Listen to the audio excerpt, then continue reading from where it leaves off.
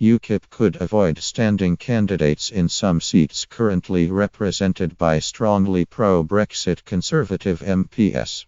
Sources in the party have said, potentially giving Theresa May an easier task in securing a bigger majority. Conservatives named as possible beneficiaries of the strategy include the North East Somerset MP, Jacob Rees-Mogg, and Philip Davies, who represents Shipley, both of whom have vehement and well-publicized anti-EU views.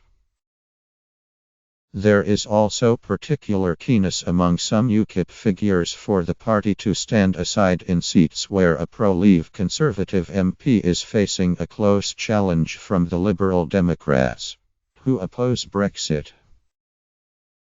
While Ukip would present such a move as a principled decision to best secure departure from the EU, it would also allow the cash-strapped party to focus its limited resources on specific areas. The party's biggest donor, insurance millionaire Aaron Banks, has quit Ukip, though he is in talks to be a possible candidate in June's election. Without any MPs- sole Ukip representative Douglas Carswell left the party last month. It also does not qualify for any of the allowances connected to having representatives in the Commons. The party will decide in the coming days where it will place candidates.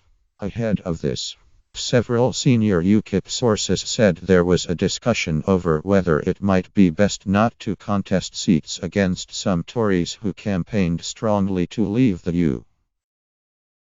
The plan has echoes of the so-called Progressive Alliance, championed by the Greens, which calls for them, the Liberal Democrats, and Labour to stand just one candidate in seats where a combined centre-left vote could defeat the Conservative.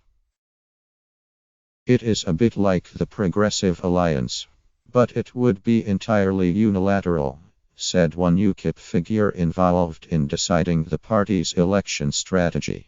We know very well we'd get nothing from the Conservatives in return. The decision over which seats to contest will follow a final session of vetting prospective election candidates by Central Party officials this weekend. The source involved in the discussions said some people were pushing for a central policy decreeing that seats now represented by strongly pro-Leave Tories should be not contested. We see ourselves as the watchdogs of Brexit. And that's the offer we're making to the public at the election, the source said. It would look a bit strange if we're using finite resources to compete against people who basically think the same as us over the issue. Another option would be for local parties to decide whether to stand or not. Another Ukip source, involved in selecting candidates in their region, said this would be seen as a good option.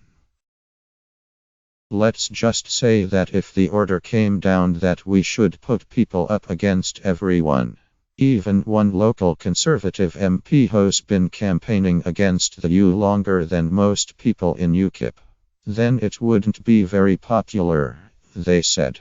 I'd like to hope they leave it up to us who we stand and where.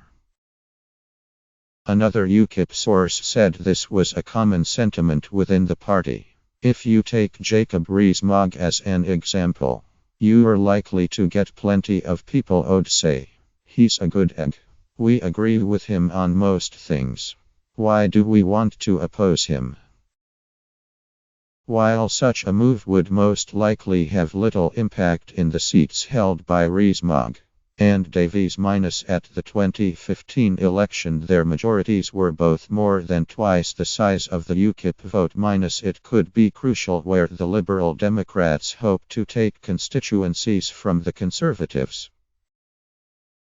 The decisions as to which Conservatives would be seen as sufficiently robust in their pro-Brexit views to avoid a Ukip challenge would most likely be made by local Ukip activists. However, There are a series of key Lib Dem target seats held by Tories who voted to leave. In Lewes, Maria Caulfield won a majority of just over 1,000 from the Liberal Democrats in 2015, while the Ukip candidate secured more than 5,000 votes. Other Lib Dem target seats held by pro-Brexit Conservatives include Marcus Fysh in Yeovil, the Colchester MP, Will Quince, and Anne-Marie Trevelyan in Berwick-on-Tweed.